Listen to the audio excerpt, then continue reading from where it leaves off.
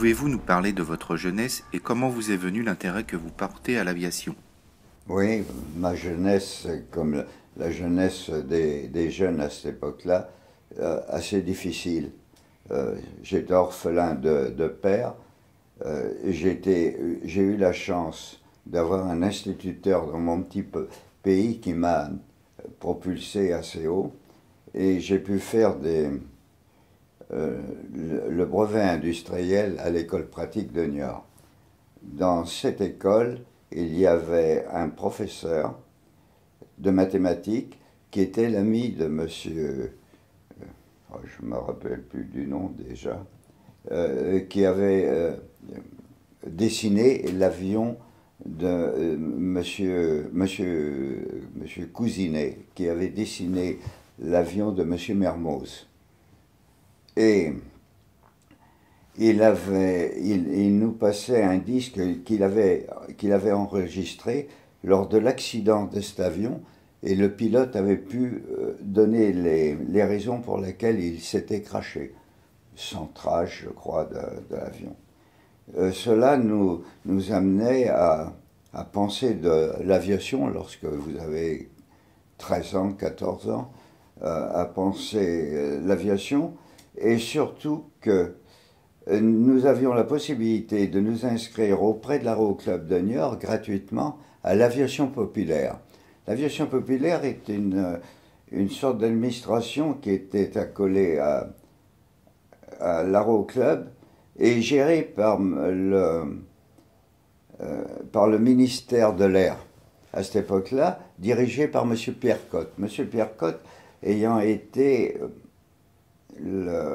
l'ambassadeur de France en Russie et ayant vu exactement comment les Russes s'entraînaient, y compris entraîner les Allemands à cette époque-là.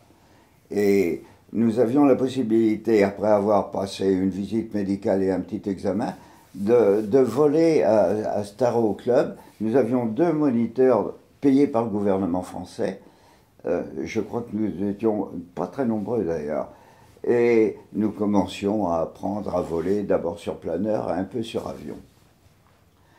En plus, dans ma jeunesse, lorsque j'avais 12 ans, je me rappelle parce que ça m'avait très, très marqué, et ma mère travaillait dans le petit blé pour me nourrir, là, et il y avait un avion venant de Rochefort qui s'était posé par mauvais temps. Je crois que c'était un caporal pilote à cette époque-là. C'était posé par mauvais temps. Et je me rappelle, ma mère m'avait emmené, je touchais cet avion comme des gosses de 12 ans, vous savez. Et ça sentait l'huile de ricin. C'était un peu particulier. Et tout ça m'a amené à penser. En plus, lorsque j'étais à l'aviation populaire, c'est la première traversée de M. Coste-et-Bellonte. Et toutes les femmes portaient un point d'interrogation en strass sur leur robe. Alors j'étais motivé pour faire de l'aviation à cette époque-là. La guerre s'étant déclarée, je me suis engagé. J'avais 17 ans. J'ai passé la visite à Bordeaux. J'ai passé l'examen à Rochefort, je me suis engagé, mais ma mère ne voulait pas, étant le fils unique, ne voulait pas que je parte à l'armée. Alors j'ai attendu que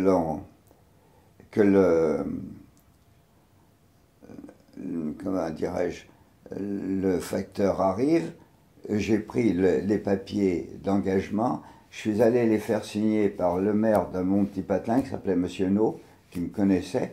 Il a légalisé la signature de ma mère, qui était une fausse signature. Et j'ai pu partir, et j'ai été nommé à l'école numéro 37 de Rochefort, l'école élémentaire. Hein, l'école élémentaire de Rochefort, parce qu'après l'école élémentaire de Rochefort, nous étions mutés soit à l'école de Henriot de La Rochelle, soit à l'école Gaudron de Royan, soit à l'école Farman de Poitiers. C'était à cette époque-là des écoles privées pour la formation de pilotes militaires, ou la préformation de pilotes militaires. Alors tout cela m'a amené à vouloir rentrer dans l'aviation. J'étais donc à l'école de pilotage numéro 37 à Rochefort. Lorsque les Allemands ont été signalés, l'école a été fermée. On m'a renvoyé dans mes foyers. Et là, je suis resté chez ma mère et le mari de ma mère, puisque ma mère s'était remariée, pendant quelque temps. Et j'étais dans une famille qui me soutenait parce que à la mort de mon père, j'avais eu un subrogé-tuteur.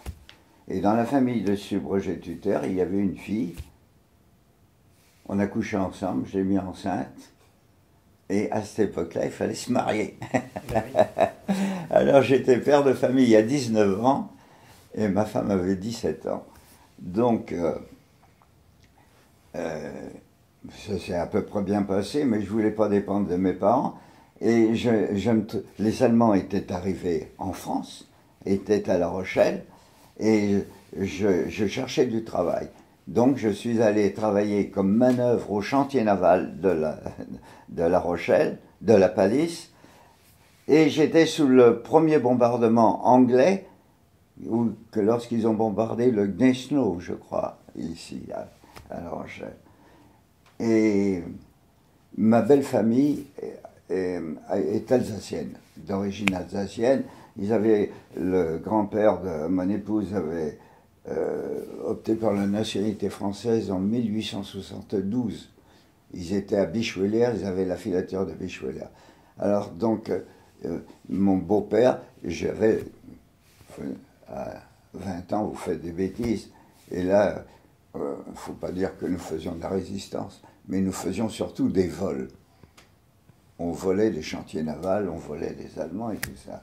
Et j'ai eu les Allemands aux fesses, et mon beau-père m'a dit, ça va mal se terminer pour toi et toute la famille, il faut partir. C'est comme cela que j'ai décidé de partir, rejoindre De Gaulle. Ici, Londres. Les Français parlent aux Français. Comment vous êtes-vous décidé à rejoindre la France libre et De Gaulle, et quel a été votre parcours pour y arriver? À la suite des problèmes avec la gendarmerie allemande, qui est venue dans mon patelin à Frontenay,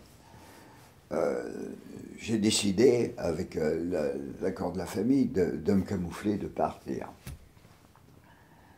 Et lorsque j'étais au chantier naval, ici, je contactais le médecin des chantiers navals. J'allais le voir souvent parce que je me mettais en arrêt de maladie. Docteur Bigois. Et il m'a dit, toi, tu veux pas rester en France? J'ai dit non, je veux pas rester en France. Il m'a dit, j'ai appris qu'il y avait la possibilité de rejoindre le général de Gaulle, parce que on ne savait rien à cette époque, nous ne savions rien, en passant par l'Espagne. Alors, en accord avec mes beaux-parents, j'ai décidé d'aller voir sur la frontière comment... Et nous étions en zone rouge, avec des Ausweis ici à La Rochelle, et partir de La Rochelle pour aller à Saint-Jean-de-Luz et voir comment ça se passait, c'est déjà une aventure dont je ne soupçonnais pas le danger à cette époque-là. Je suis allé là-bas, et à chaque fois que l'on m'interrogeait, je disais ben, je viens travailler pour l'organisation Todd, je suis volontaire et tout cela. Et j'ai rencontré un monsieur qui s'appelait, puisqu'il est décédé, monsieur Ballard, au bout de quelques jours. Il m'a dit, moi, la possibilité de vous faire passer en Espagne, de te faire passer en Espagne, mais ça coûte un peu d'argent. Je n'avais pas d'argent sur moi, tout ça. Je suis revenu à La Rochelle et à Frontenay-Rohan, là, chez mes parents. J'ai expliqué à mon beau-père ce qu'il en était. Il m'a dit, bon, ben, il faut partir, hein, parce que là, les gendarmes sont revenus, on va avoir de gros problèmes, il faut que tu partes. Et j'ai essayé d'emmener des gens de ma famille. J'ai prospecté parce que j'avais la possibilité d'emmener plusieurs personnes pour ce passage, j'avais demandé. Je n'ai emmené que mon camarade André Gréard. Les autres, j'ai même un beau-frère, il est décédé maintenant, mais je peux le dire quand même, qui m'a dit je préfère aller travailler en Allemagne parce qu'au moins je serai payé. Il faut se mettre dans la peau de gens qui vivaient sous l'occupation allemande de cette époque-là. Alors nous sommes avec André Gréard, nous avons pris le train, nous avons changé, avec beaucoup de chance, nous avons changé à Bordeaux pour Saint-Jean-de-Luz, mais nous n'avions pas de papier.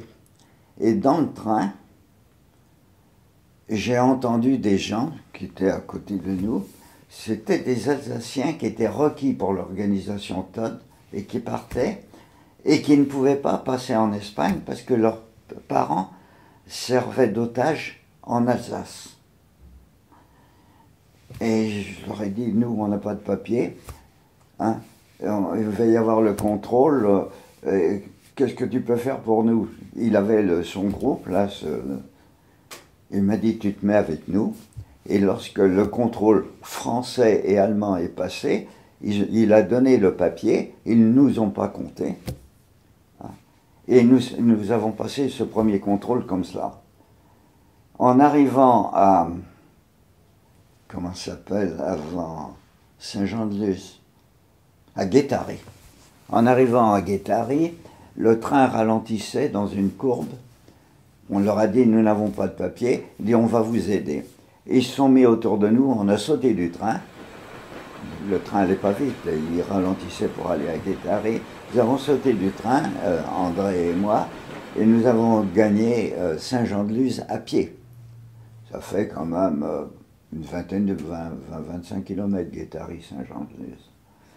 Et nous sommes arrivés chez M. Ballard qui nous a dit, c'est un peu tôt, mais il m'a dit, on va vous camoufler, tout ça. Et vous avez de l'argent? Oui, on avait 1500 francs chacun.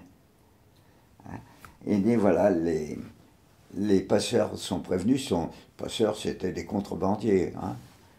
Et nous sommes partis, nous avions rendez-vous à la sortie de Saint-Jean-de-Luz, près d'un petit pont. Nous sommes partis avec André, le rendez-vous était à 8 heures du soir, là il fait noir, hein, l'hiver. Et nous sommes partis pour traverser les Pyrénées.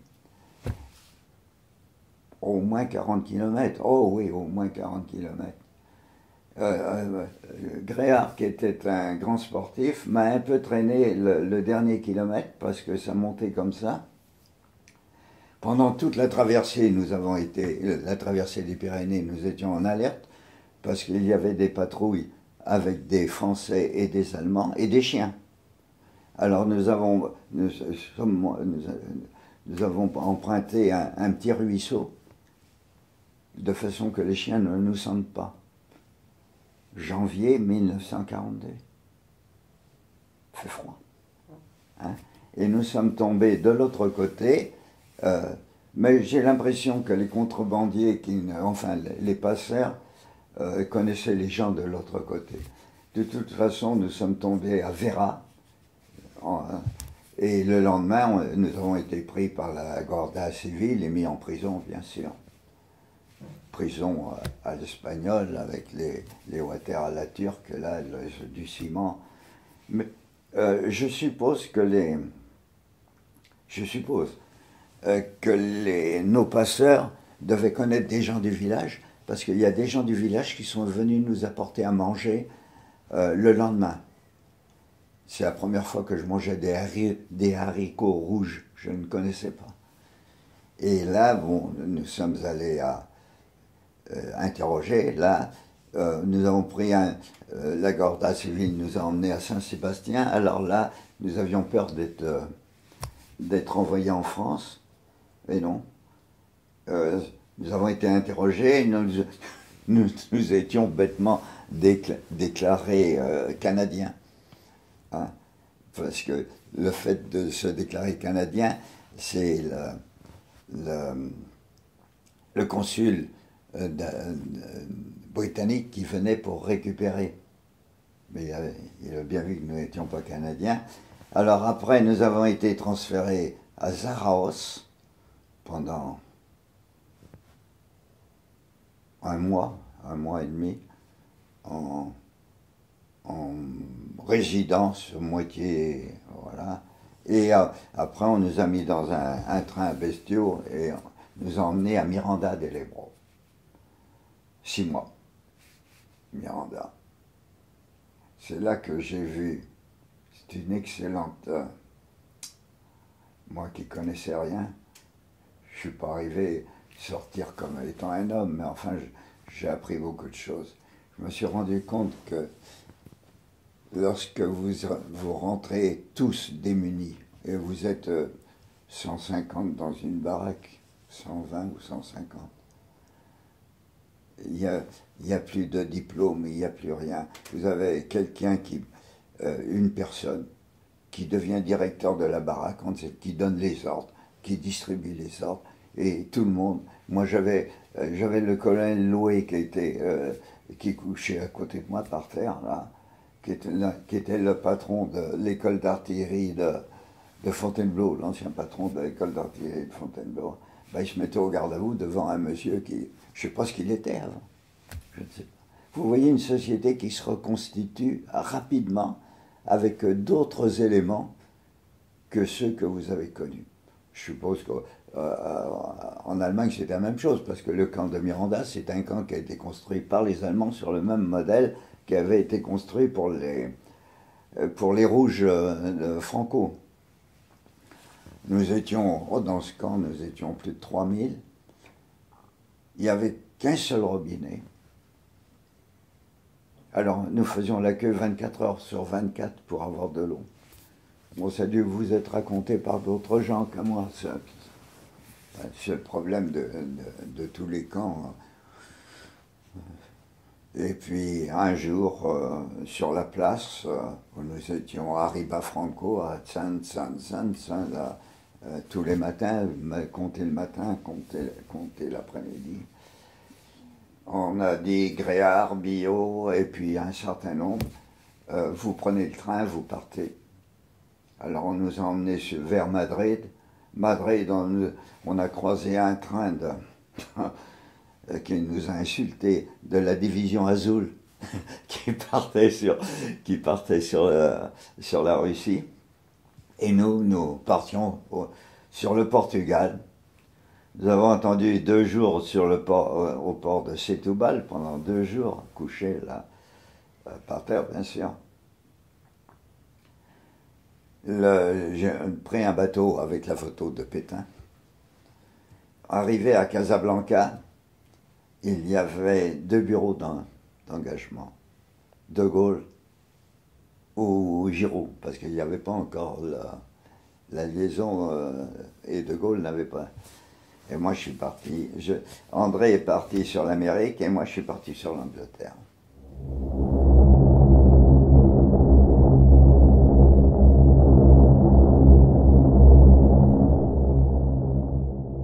Comment se sont passées votre arrivée, votre intégration dans la Royal Air Force et votre entraînement? D'abord, premièrement, à l'arrivée à Casablanca, nous avons été fort surpris de voir qu'il y avait deux bureaux d'engagement. Moi, je voulais aller en Angleterre, je suis parti aux Forces françaises libres, bien sûr. On m'a mis dans un train bestiaux, bien sûr, de Casablanca sur Alger.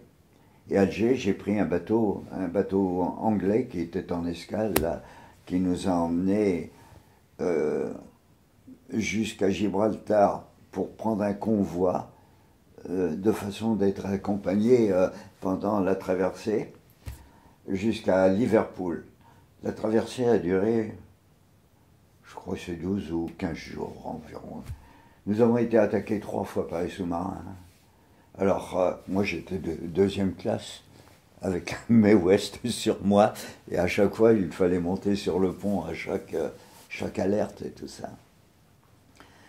Et quand nous sommes arrivés à Liverpool, bon, j'étais attendu comme tous ceux qui arrivaient, et moi en plus, qui arrivaient par l'Espagne et tout ça, parce qu'il y avait des volontaires qui arrivaient directement du Maroc, qui s'étaient...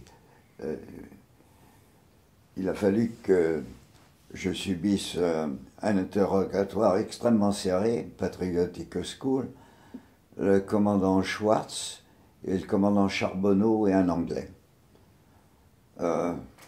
Poser des questions et tout ça. Ils avaient certainement une partie de... Ils m'ont demandé si je voulais changer de nom. Je leur ai dit non. J'ai dit, j'étais en école de pilotage. Il m'a dit, l'école de pilotage à l'heure actuelle se fait seulement au Canada parce que nous réservons toutes les licences qu'il y a pour la guerre. Alors, si, la seule chose qu'on puisse vous proposer, c'est d'être pilote de planeur, vous faites votre entraînement, c'est les SAS. Hein. Ils m'ont dit, mais les SAS, vous avez un entraînement de 6 mois, mais il va falloir changer de nom, et si on vous parachute, on ne vous parachutera pas dans un endroit où vous pourriez être connu et tout cela. Et ou mitrailleur. Alors j'ai dit, bon, je fais le stage de mitrailleur, et le stage de mitrailleur, ça durait, je ne sais pas, 5 mois, 6 mois peut-être. Oui, parce qu'il a fallu faire ses classes aussi en Angleterre. Hein. J'ai appris à marcher tout doucement, comme ça, le lit au carré, comme les Anglais, quoi. About turn, le même circuit que les Anglais. D'ailleurs, lorsque j'ai été breveté en Angleterre, j'ai reçu mes galons de sergent anglais et mon diplôme que j'ai ici, enfin mon diplôme, les ailes que j'ai ici, anglaise, avant d'être sergent français. Alors voilà, on m'a envoyé, je croyais aller au groupe Lorraine, qui était un groupe de forces françaises libres, et on m'a mis dans un groupe qui arrivait d'Afrique du Nord, où j'ai été très très mal reçu. Très très mal reçu. D'abord, là, je suis arrivé, j'étais en sergent anglais. Je suis arrivé, j'ai dit je suis français, j'avais mon ordre de mission, je viens. Il m'a dit on ne veut pas vous connaître. Il y avait un sergent-chef à l'entrée du mess, parce qu'ils avaient à West Kirby, à Liverpool, ils avaient refait les messes comme les Français. Ils m'ont interdit l'entrée du mess pour manger. Ils m'ont interdit de porter mon insigne des forces françaises libres. J'ai le papier ici, je vous ferai voir. J'ai une autorisation de l'état-major de Londres pour le porter, parce que les Français qui arrivaient d'Afrique du Nord refusaient de mettre la croix de Lorraine sur les avions et refusaient que nous portions les Français libres, nous n'étions pas nombreux d'ailleurs, de porter ça, l'insigne des forces françaises libres sur notre uniforme. Alors j'étais obligé d'aller à Londres, j'ai vu et j'aurais raconté ce qui se passait, tout cela. Ils ont envoyé une délégation, le général Valin a exigé, je dis bien exigé, que les avions qui servaient dans la Royal Air Force à titre français aient la croix de Lorraine sur les avions. Voilà, c'est mon intégration, difficile d'ailleurs, au départ, très difficile. Puis après, je suis tombé sur un équipage sympa, nous avons fait la guerre ensemble. À la fin de la guerre, nous n'étions plus que deux vivants de cet équipage, les autres sont morts, bien sûr.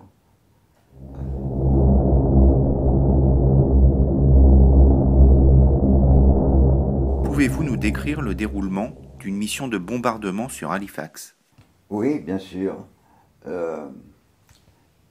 Lorsque vous appartenez à un équipage formé, après l'entraînement et tout cela, vous étiez opérationnel, vous étiez désigné par une mission, les missions étaient affichées, enfin, les ordres des gens qui étaient en alerte étaient affichés au bureau d'opération.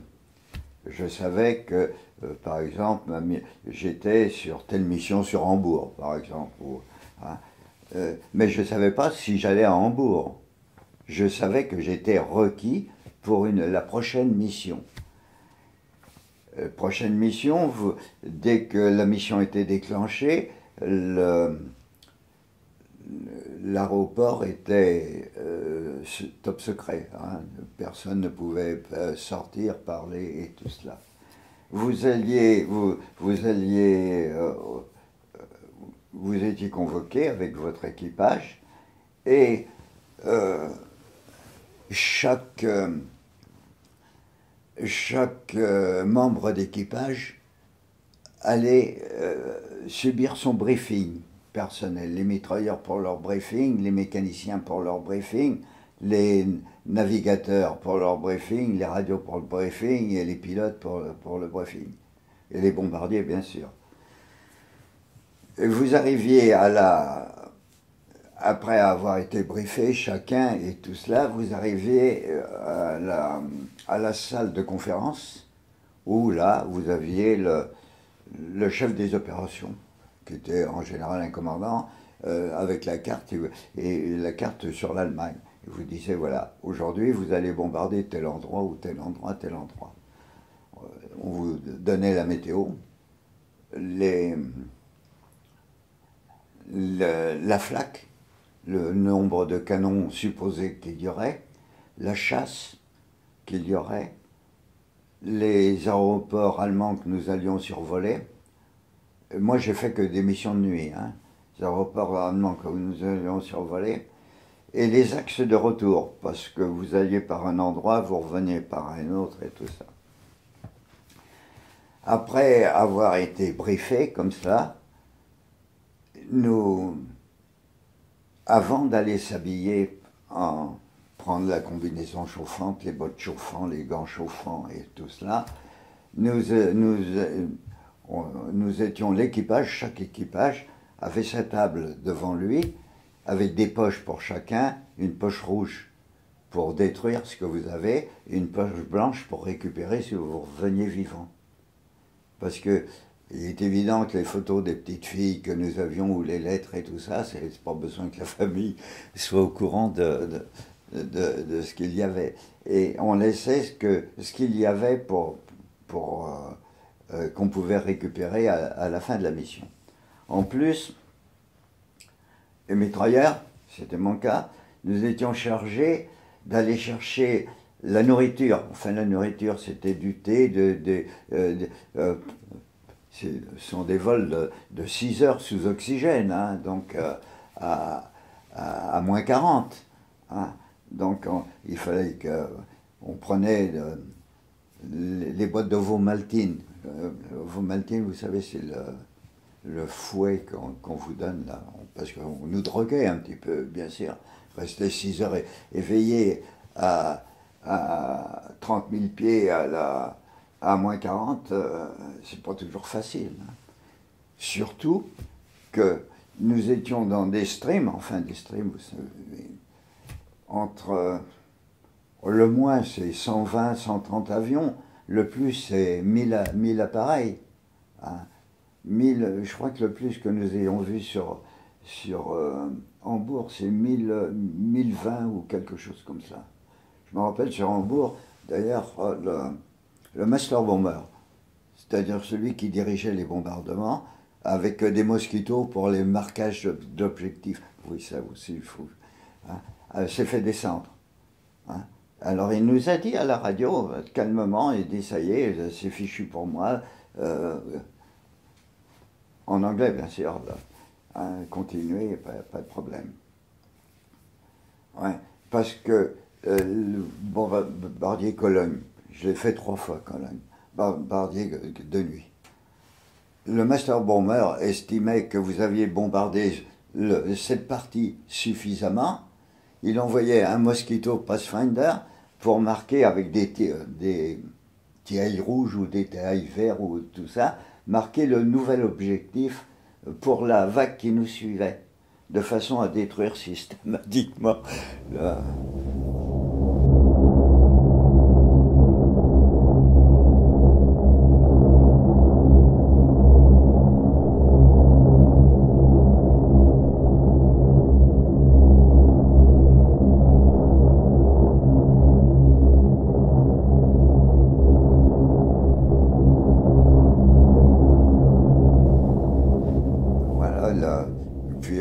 sûr, j'ai été attaqué plusieurs fois.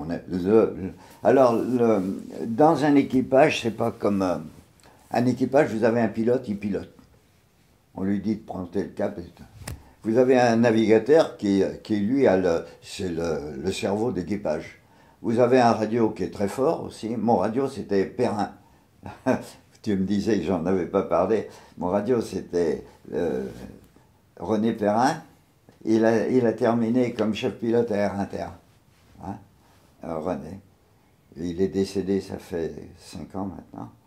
Alors, chacun, le bombardier commandait l'avion au moment du bombardement. 5 minutes avant le bombardement, c'est le bombardier qui donnait les ordres. C'était, en cas d'attaque, c'est le mitrailleur arrière qui donnait les ordres au pilote pour faire un corkscrew, enfin tire-bouchon, comme ça. Et puis, chacun avait son boulot, quoi. Chacun faisait exactement le travail qui lui était demandé. Hein. S'il y avait un blessé à bord, on avait tous de la pénicilline, pas de la pénicilline, de la morphine, la boîte d'escape box. Ah oui, j'ai pas dit aussi, nous avions une boîte d'escape box, on a dû vous le dire aussi ailleurs, avec les cartes sur de la soie, de l'argent des pays que nous devions survoler, et puis un peu de nourriture concentrée et tout ça, de façon à se sauver. J'ai des camarades qui sont partis, alors qu'il y avait 1 500 000 prisonniers français, un camarade qui a sauté à côté de Hambourg, hein, et qui est revenu en Angleterre. Donc il y avait des possibilités pour ceux qui avaient de la niaque. Surtout qu'on nous apprenait, en Angleterre, pendant l'entraînement, on nous apprenait comment s'évader d'un pays occupé. Puisque dans le cours que nous suivions en Angleterre à cette époque-là, on nous emmenait dans un camion bâché à 200 km de notre base et on nous larguait dans la nature, hein, en nous disant « on a prévenu la population et tout ça, vous devez rentrer à la base sans essayer de vous faire prendre ». Oui, ça participait à l'entraînement normal de la Royal Air Force. Les missions, oh, je ne sais pas où c'est que je l'ai mis, j'ai un obus, un éclat d'obus qui m'a coupé mon masque et mon micro, puisque le micro était au bout du masque. Et j'entendais les copains qui disaient « Bio, il est mort hein, », et je ne pouvais pas leur dire que j'étais vivant, puisque l'oxygène, je pouvais toujours prendre de l'oxygène, hein, mais la radio c'était arraché, c'était coupé.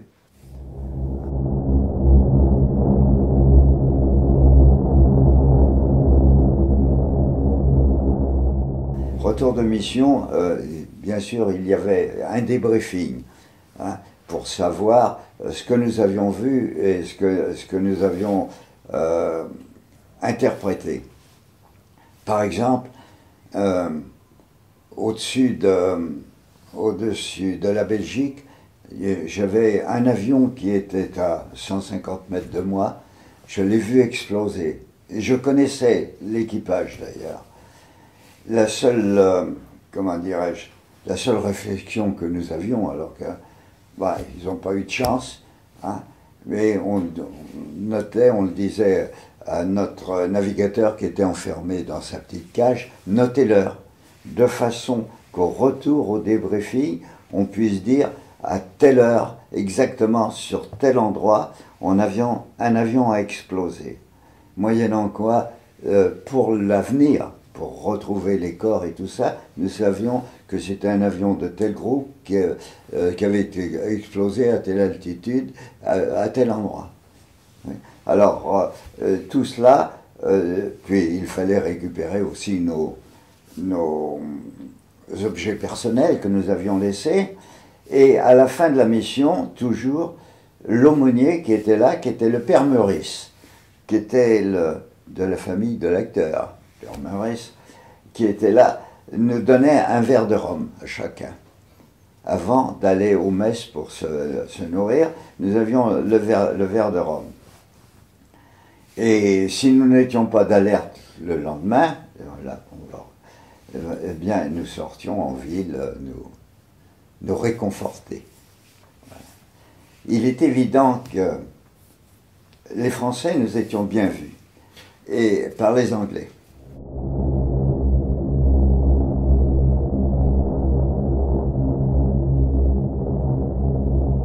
Oui, un retour de mission avec, je crois que nous d'Essen ou de Cologne, je ne sais plus, un retour de mission, j'étais avec mon radio, sur mon vélo, après le débriefing, je sors du poste de police, je vois un de mes camarades qui arrive avec un parachute sous le bras, de la main. Je lui dis, qu'est-ce que tu... Ah, il me dit, on vient de sauter en parachute, là on a été abattus par les intruders, parce que les intruders, c'était des avions allemands qui rentraient dans le stream lorsque nous avions bombardé et qui mettaient leur lumière en même temps que nous mettions nos lumières et ils avaient des canons pratiquement verticaux.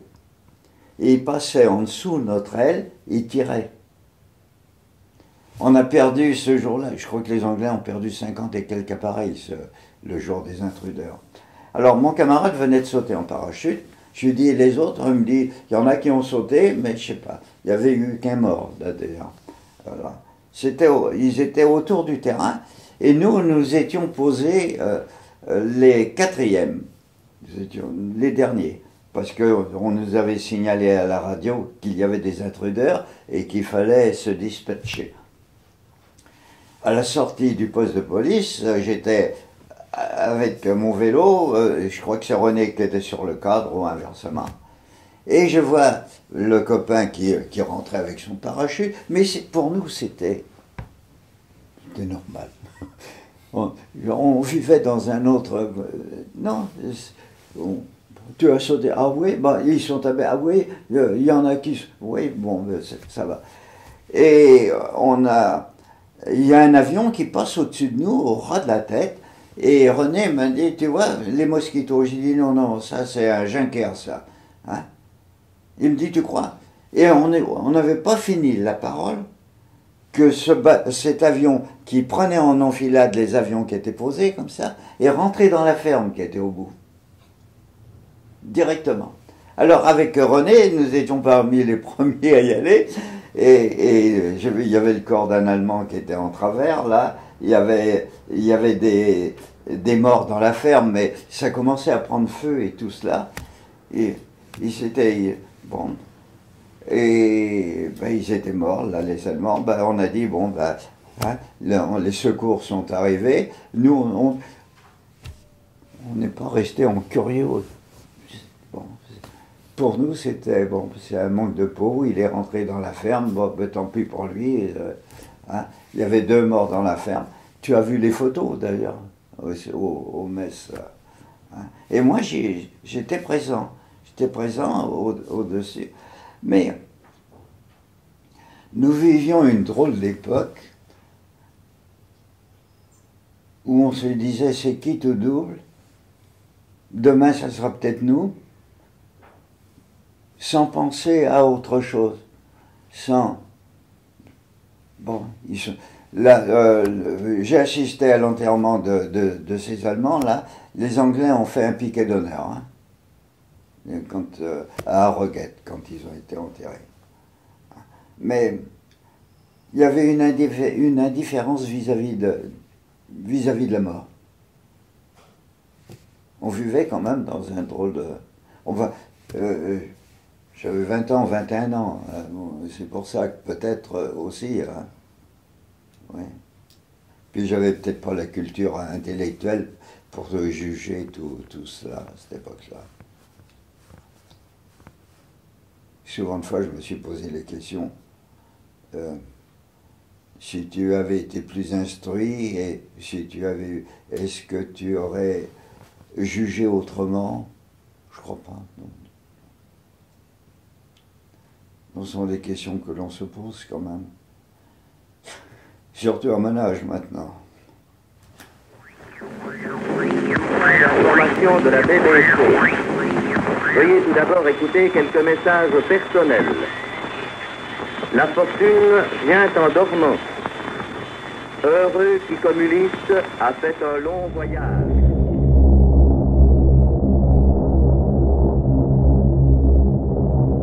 Quelle était votre vie en Angleterre, votre quotidien à Elvington, la vie dans le squadron et vos distractions? Bien, sur Elvington, il y avait peu de distractions. Il fallait descendre à York pour avoir des distractions. Et nous avions des bars où il y avait des filles que nous fréquentions régulièrement. Il faut vous dire que l'Angleterre étant en guerre partout, les femmes anglaises, il n'y avait pas d'hommes aussi là. Ils étaient overseas la plupart. Hein. Donc elles sortaient comme nous sortions. Hein. Voilà. Et c'était toujours assez agréable. Il y avait toujours... Je me rappelle, il y avait à côté de notre base, la base des Canadiens français, le groupe Alouette. Canadiens français. Groupe Alouette. Et certains de mes camarades se mettaient en accord avec les Canadiens français pour se bagarrer contre les Anglais dans les pubs. Ça rapportait quelquefois des problèmes avec l'évêque de York. Surtout, un jour, ils avaient tabassé un policeman et ils avaient ramené leur casque. Enfin, c'était... Mais en général, je me rappelle, moi, j'étais en vacances à Londres, en permission à Londres, et j'ai une famille, une jeune femme qui est venue m'aborder, me dire, monsieur, c'était le 31 décembre 1944, j'étais en permission, venu m'aborder et m'a dit, monsieur, nous serions heureux d'avoir des soldats alliés à la maison pour... Et ils avaient invité avec moi, il y avait un Américain et un Tchécoslovaque. Ils avaient même acheté du vin, pour vous dire à quel point... Mais en tout bien, tout honneur, là, c'était les Anglais, vous recevaient à bras ouverts, comme cela. Autrement, il n'y avait pas de cinéma. Il est évident qu'à Londres, nous allions danser dans des pubs, là, là. Et lorsqu'il y avait des alarmes, il y avait des alertes de V1 et de V2, hein, l'orchestre continuait à jouer, il mettait Flying Alarm. Hein, mais personne descendait non, tout le monde continuait comme si rien n'était, tout cela. Les Anglais nous ont appris beaucoup de choses, là. D'abord le calme et tout ça. J'ai rarement vu, si, dans le métro, bien sûr, il y avait les femmes et les gosses qui descendaient pendant les alarmes, mais les hommes, non. Les hommes restaient normalement, là. Ouais, c'était extrêmement sympathique. Sauf aussi parce que ça rentre dans le cadre de notre vie à Elvington, un équipage qui disparaissait, eh bien, on vendait aux enchères ce qu'il avait. On prenait les choses qu'on devait emmener à la famille et on vendait aux enchères. Moi, j'ai acheté ma première voiture, là, 500 livres.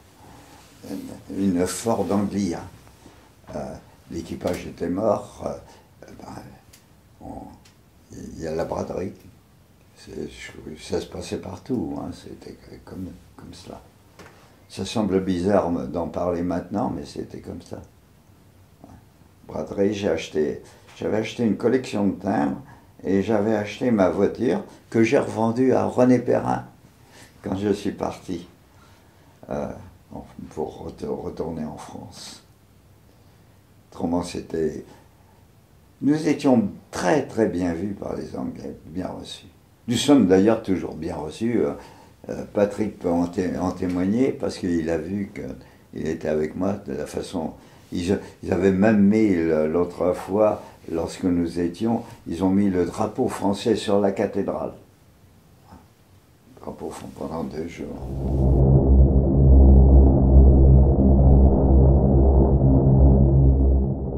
Quels sont vos souvenirs de la journée du 6 juin 1944? Le 6 juin 1944, c'est-à-dire le 5 juin, j'étais sorti avec des camarades à York et je me suis un peu tordu la cheville. Alors je suis rentré à l'infirmerie de la base, hein, et pour me faire soigner le 6 juin.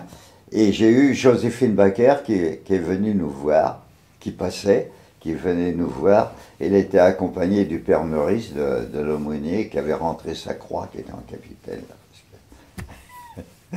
Voilà. Mais nous ne savions pas qu'il y avait le débarquement. Mais mes camarades qui ont participé, le 6 juin, ils ont bombardé Grand Camp-Mézy. Hein? Mais ils ne savaient pas que c'était le débarquement, eux aussi. Personne. On leur a dit, vous bombardez Grand Camp-Mézy, ils sont allés bombarder Grand Camp-Mézy, mais ils ne savaient pas qu'il y avait le débarquement. Débarquement, nous l'avons appris que plus tard. Mais nous étions heureux, bien sûr, mais pour nous, c'était l'épisode de la guerre. Ce n'est pas quelque chose de... Et bien sûr, nous avions prévu qu'un jour il y aurait le débarquement, nous voyions bien tout ce qui se passait et tout cela, mais dire que le 6 juin, les gens savaient qu'il y avait le débarquement au niveau sergent, j'étais sergent, c'est évident que non. Même à un niveau plus élevé, je ne sais pas s'ils avaient été prévenus que le 6 juin, d'ailleurs, c'était prévu pour le 5 juin d'ailleurs. Donc, vous voyez, il y a un petit hiatus quelque part.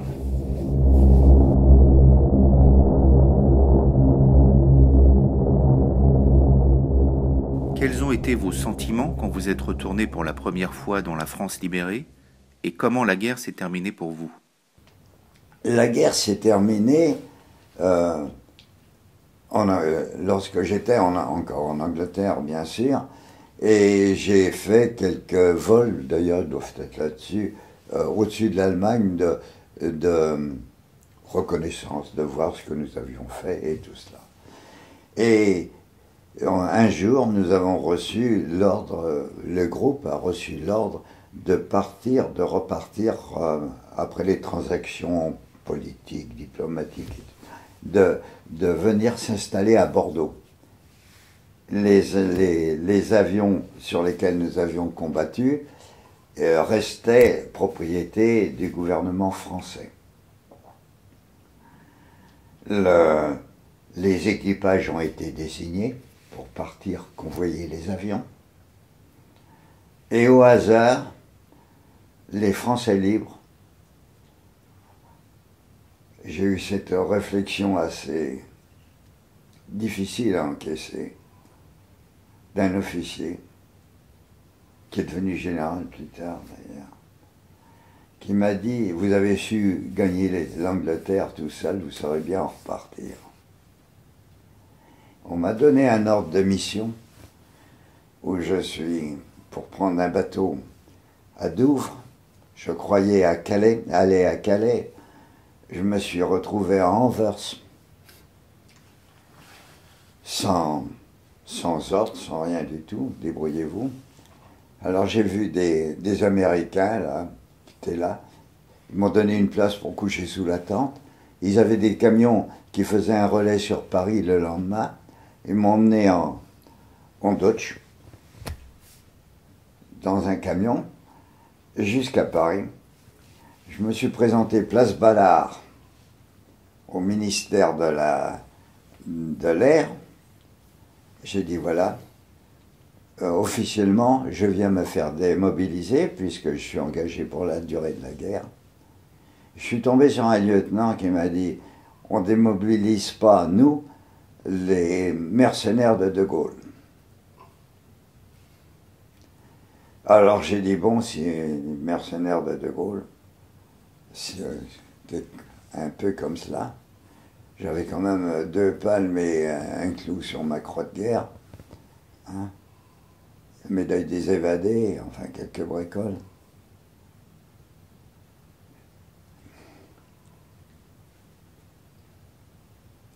Enfin. Ouais. Oui. Alors je suis reparti dans ma famille. Et sachant que le groupe était à Bordeaux, je suis allé voir les officiers qui étaient à Bordeaux, que j'avais connus. Ah, il me dit, on est en pleine réorganisation et nous, on n'a pas le moyen de vous démobiliser. Attendez. Alors, 2 mois après, c'est Tours qui m'a démobilisé.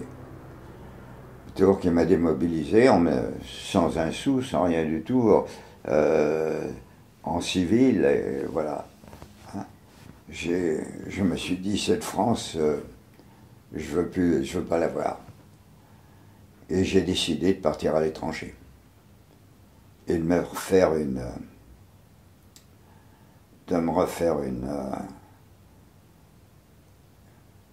une autre vie. Oui, parce que quand je suis parti, j'avais un gosse et ma femme était enceinte. J'ai connu ma fille, elle avait 2 ans. Alors nous sommes partis, et j'avais heureusement un de mes camarades de mon petit patelin, dont l'oncle était sous-préfet à Mascara, en Algérie. Il m'a dit, tu vas voir mon oncle, peut-être il pourra te débrouiller. J'ai pris un bateau à Port-Vendre, 4e classe, parce que j'avais pas les moyens de me payer plus. Et je suis arrivé à Oran, je suis allé à Amambou Adjar, chez l'ami du préfet, Maillot, il est enterré à Fontenay d'ailleurs. Et il m'a dit, mais vous êtes un ami de mon neveu, enfin de mon neveu. Oui, j'ai dit oui. Il m'a dit, vous restez couché ici, vous restez là. Et j'ai dit, j'ai rien, tout ça. Elle me dit, non, on va s'occuper de tout. Et le soir, à table, j'étais invité, avec les moyens que j'avais là. Il y avait M. Soustel, M. Fouque du Parc, le maire d'Oran, et M. Pompéi, qui était le super-préfet de la région. Et ils étaient des forces françaises libres. Ils m'ont dit, on va t'aider. Voilà. Et j'ai remis le pied dans l'engrenage, comme ça. Pas facile, hein?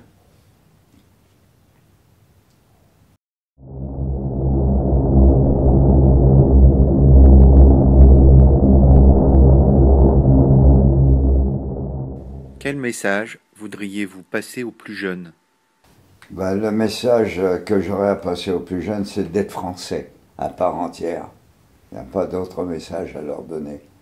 D'apprendre, parce que, comme je dis à mes petits-enfants et arrière-petits-enfants, je dis tout, et c'est ma propre expérience, tout ce que vous n'apprenez pas avant 20 ans, vous mettrez 10 ans de plus pour arriver au niveau. Alors travaillez et restez français. C'est dans une époque où nous avons tendance à oublier notre nationalité.